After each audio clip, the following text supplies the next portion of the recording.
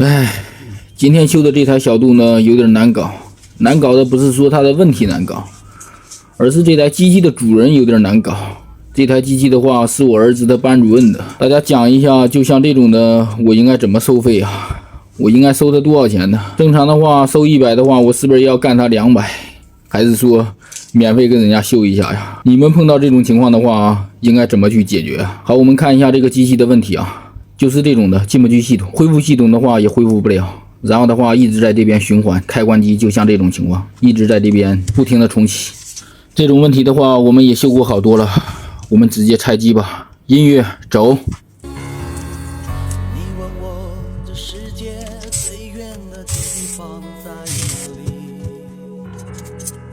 我将答案抛向蓝天之外，落在你心底。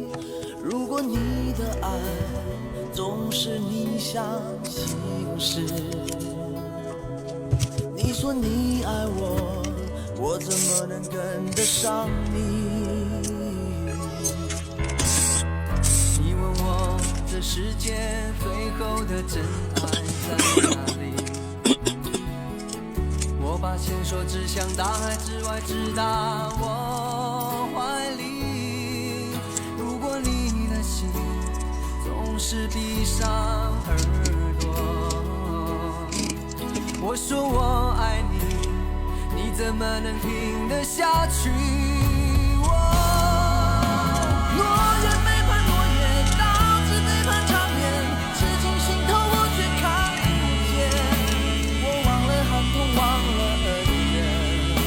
任爱情麻木哭泣的脸，永远背叛永远，泪水背叛双眼，爱到深渊我还不改变。我宁愿相信你的欺骗，再不让我有对你去恨的一天。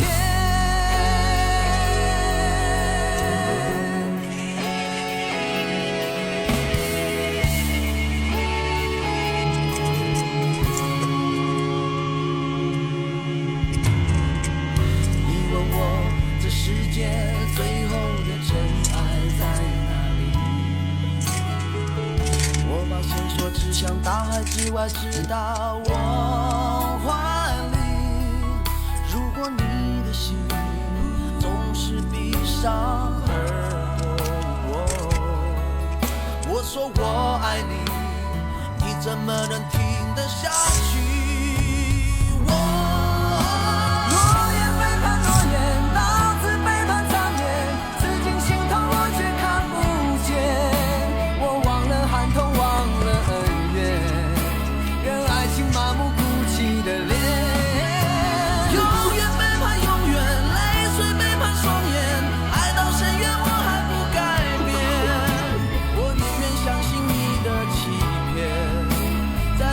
我又对你去恨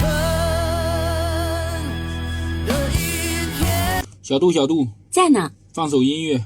好，那么到现在呢，这台小度的话也算是维修完毕了，已经能够正常的进入系统了，放音乐的话已经没有任何问题了。